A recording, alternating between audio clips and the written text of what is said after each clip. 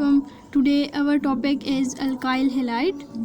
Alkyl halide के बारे में अगर हम बात करें तो फिर ये बनता है डेरिवेटिव्स ऑफ अल्केन हैं, यानी अल्केन के से हमारे पास एक हाइड्रोजन रिमूव होगा और उसके अंदर हम हैलोजन डालेंगे तो फिर हमारे पास बन जाएगा अल्काइल हैलाइड।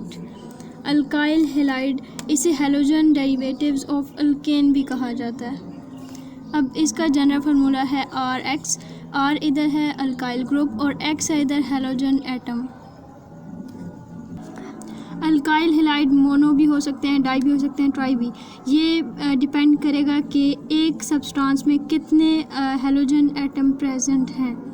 यानी अगर एक हैलोजन एटम है तो फिर हम उसे कहेंगे मोनो हेलो अल्केन, अगर दो हैं तो फिर उसे कहेंगे die hello alkane. For example अगर हम बात करें कि CH और इधर हम क्लोरीन लगा दें तो फिर हमारे पास बनेगा, ये है हमारे पास मोनोक्लोरोमीथेन। अगर इधर 2 Cl लगा देंगे तो फिर ये बन जाएगा डाई क्लोरोमीथेन, और अगर इधर 3 लगा देंगे तो फिर ये बन जाएगा ट्राई क्लोरोमीथेन। अल्काइल की क्लासिफिकेशन की गई है और हमारे पास 3 अल्काइल हैलाइड बने हैं। प्राइमरी है यानी ऐसा अल्काइल हैलाइड जिसमें हैलोजन एटम उस कार्बन के साथ अटैच होगा जो फर्दर सिर्फ एक कार्बन के साथ अटैच होगा या फिर किसी भी कार्बन के साथ अटैच नहीं होगा।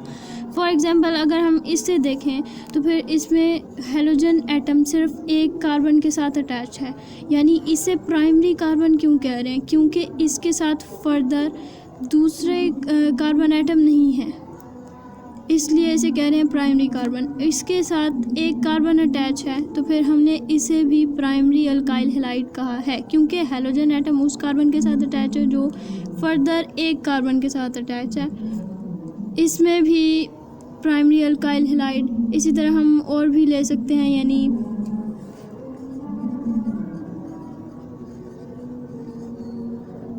इसमें भी एक जो हमारे पास हैलोजन एटम है वो फर्दर एक ही कार्बन के साथ अटैच है जो प्राइमरी कार्बन के साथ अटैच होता है, इसे भी हम कह सकते हैं।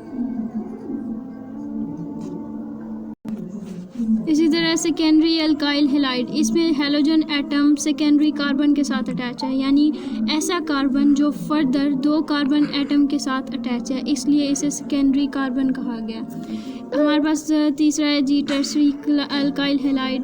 इसमें जो हमारे पास हैलोजन एटम है वो फर्दर 3 कार्बन के साथ अटैच है, इसलिए हमने इसे टर्शरी अल्काइल हैलाइड कहा।